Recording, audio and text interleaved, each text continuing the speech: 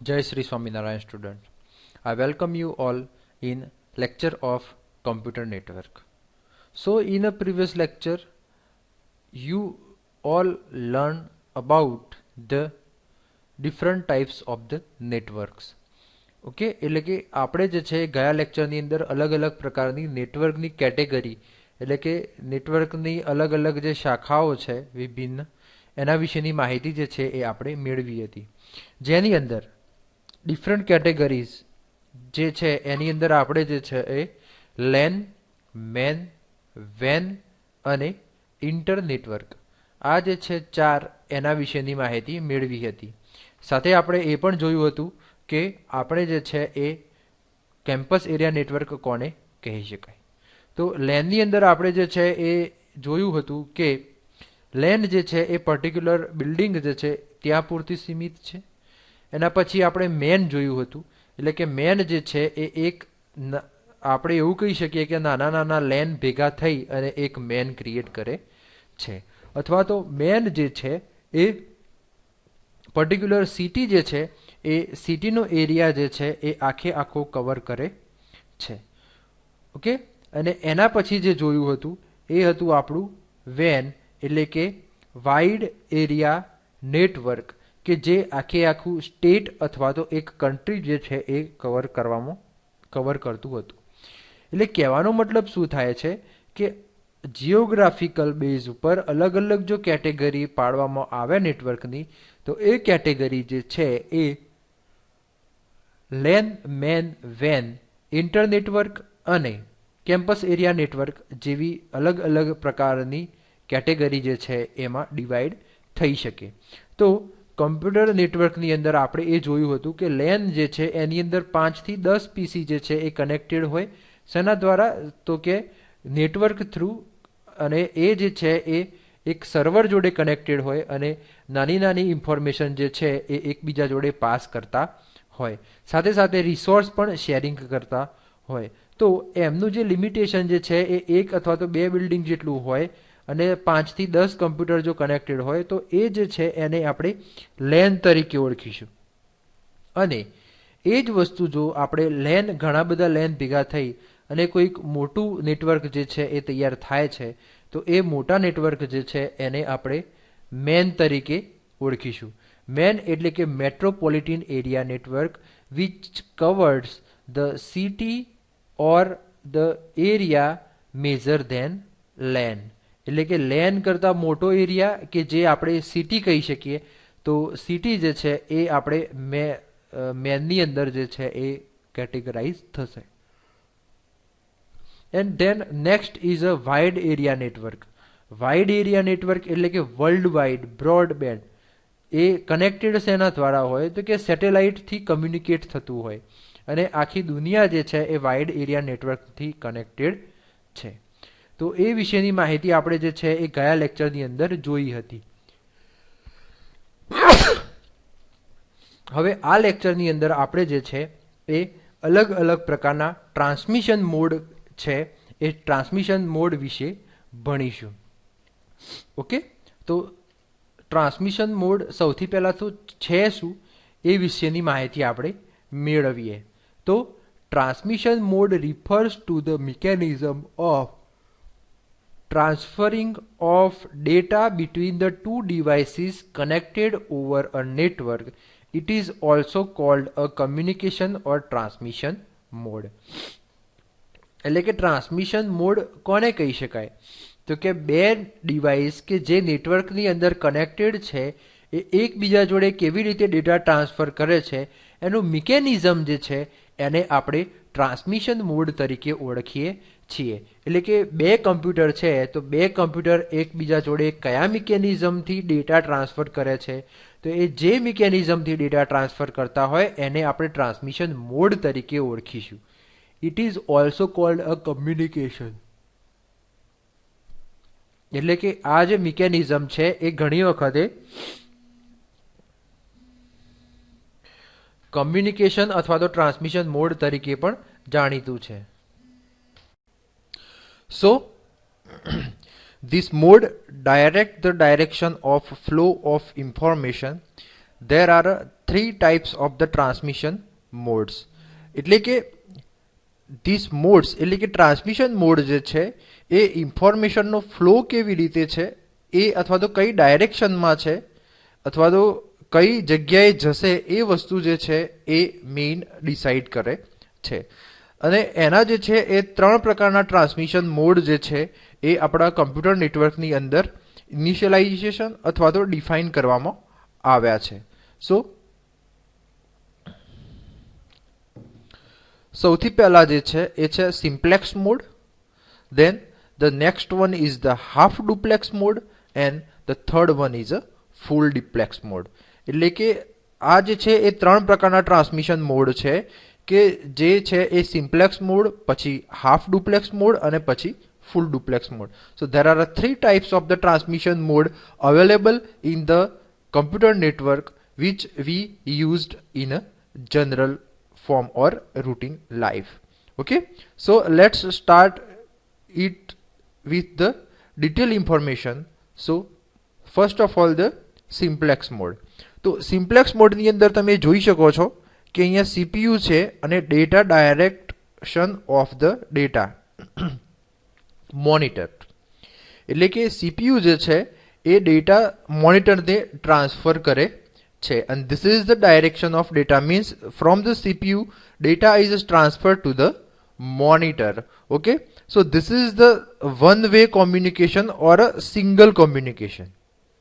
Okay, એટલે કે એક બાજુથી બીજી બાજુ તરફ એક ડિવાઇસથી બીજી ડિવાઇસ તરફ જે છે એ ડેટા ફ્લો થશે અથવા તો ડેટા ટ્રાન્સફર થશે. સો in this type of the transmission mode, data can be sent only in a one direction, that is a communication is a unidirectional. We cannot send a message back to the sender. એટલે કે simplex મોડની અંદર એ જે data જે છે એ એક જ ડાયરેક્શનની અંદર જે છે એ મોકલવામાં આવશે. એટલે કે એ જે કમ્યુનિકેશન છે એને યુનિડાયરેક્શનલ એટલે કે one side, okay, one side જે છે એ કહેવામાં આવશે. એટલે કે એ જે સેન્ડર જે છે એ રિસીવરને ડેટા મોકલશે, પણ રિસીવર જે છે એ સામે સેન્ડરને ડેટા મોકલી શકશે નહીં. એટલે અહીંયા લખેલું છે કે we can not send a message back to the sender because in the simplex mode the data transmission is done in a one directional or a single directional.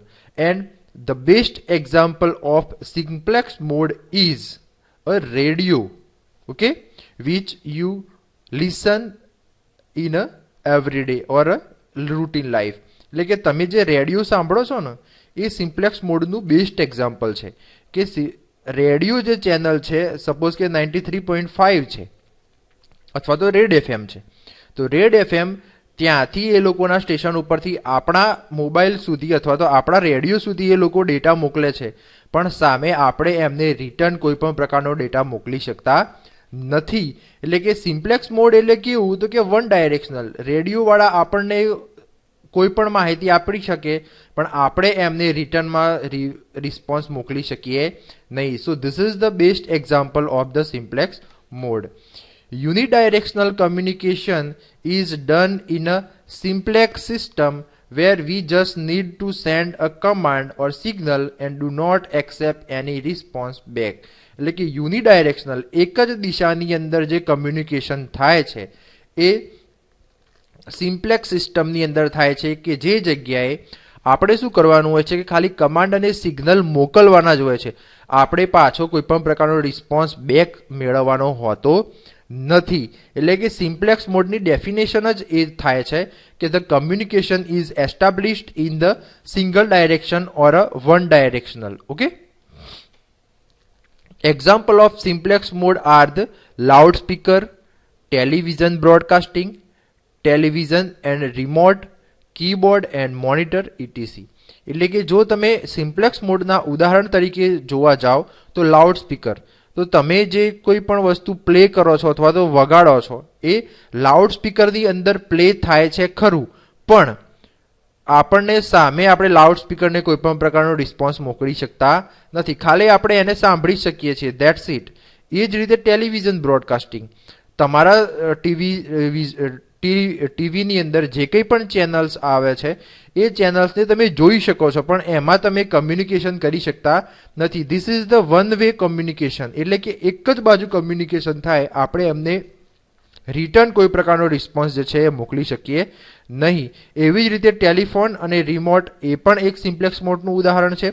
સાથે સાથે કીબોર્ડ અને મોનિટર જે છે એ પણ એક સિમ્પ્લેક્સ પ્રકારનું example છે. તો આ ફિગરની અંદર જોઈ શકાય છે એ પ્રમાણે જે ટ્રાન્સમિશન સિમ્પ્લેક્સ ટ્રાન્સમિશન છે એ એક જ દિશામાં થશે, એટલે કે CPU થી મોનિટર સુધી.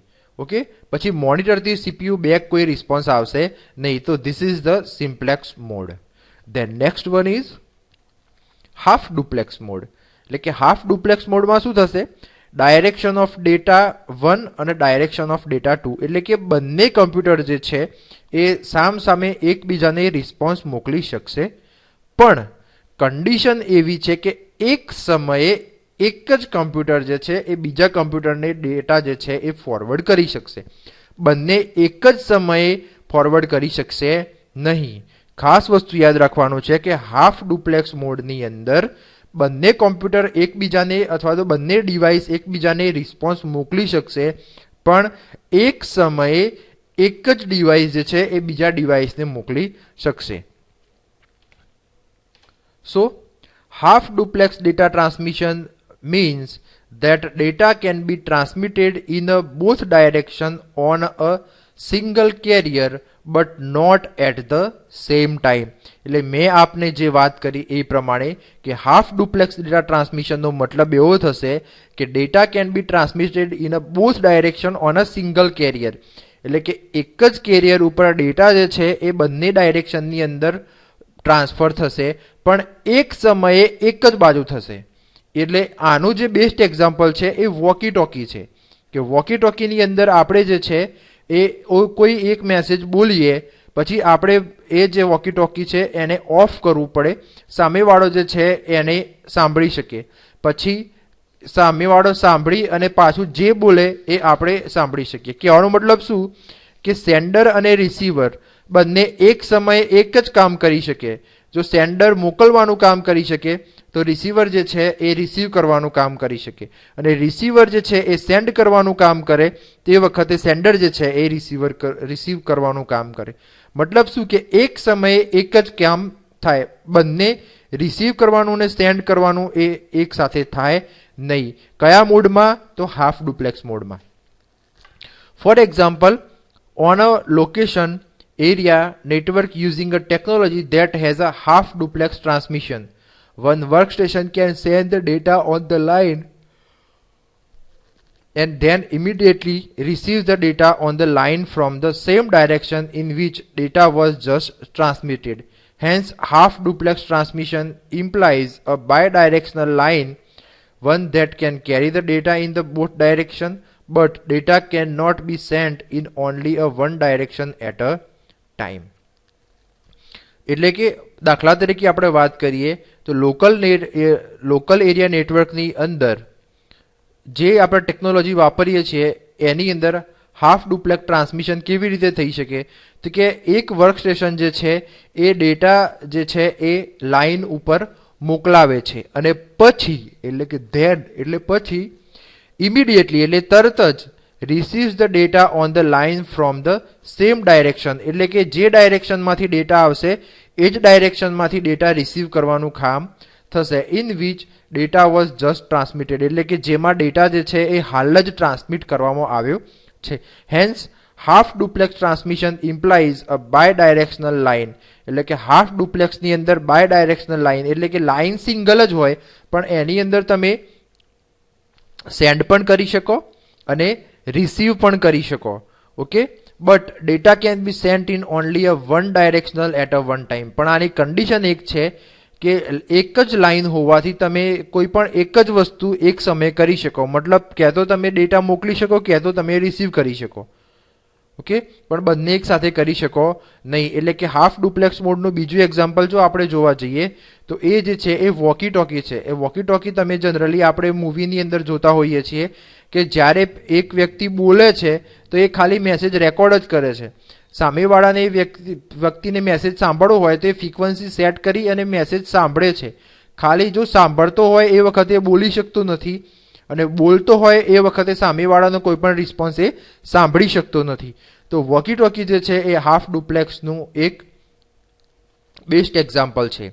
અને example of half duplex is a walkie talkie in which message is sent on at a time but message are sent in a both direction. એટલે મેં આપણે વાત કરી એ પ્રમાણે કે વોકી ટોકી જે છે એ હાફ ડુપ્લેક્સ મોડનું બેસ્ટ એક્ઝામ્પલ છે કે વોકી ટોકીની અંદર બંને ડાયરેક્શનની અંદર ડેટા ટ્રાન્સફર થઈ શકે છે, પણ એક સમયે એક જ ડાયરેક્શનની અંદર ડેટા જે છે એ ટ્રાન્સફર થશે. એના પછી જે છે એ છે full duplex mode. Full duplex મોડની અંદર શું થશે કે ડેટા બંને બાજુ ટ્રાન્સફર થશે અને સેમ ટાઈમે ટ્રાન્સફર થશે. એટલે કે અહીંયા જે છે એ ફિગરની અંદર તમે જોઈ શકો છો કે ડેટા ડાયરેક્શન ઓફ ડેટા એટલે કે બંને બાજુ બતાવ્યું છે, અને ડાયરેક્શન ઓફ ડેટા એટલે કે આ બાજુથી આ બાજુ જઈ શકે અને આ બાજુ, કે આનો મતલબ શું બંને એકબીજાને ટ્રાન્સફર કરી શકે. તો આના પરથી તમે એક એક્ઝામ્પલ સમજ્યા હશો કે ફૂલ ડુપ્લેક્સ મોડનું એક્ઝામ્પલ જે છે એ શું બની શકે. તો કે ફૂલ ડુપ્લેક્સ મોડનું એક્ઝામ્પલ જે છે એ આપણો ફોન બની શકે. કેમ? તો કે આપણે જે છે એ સામેવાળાનો જ્યારે આપણે વાત કરતા હોઈએ તો આપણે જે છે એ સામેવાળાનો અવાજ સાંભળી પણ શકીએ છીએ, આપણે જે બોલીએ એ સામેવાળો પણ સાંભળી શકે છે.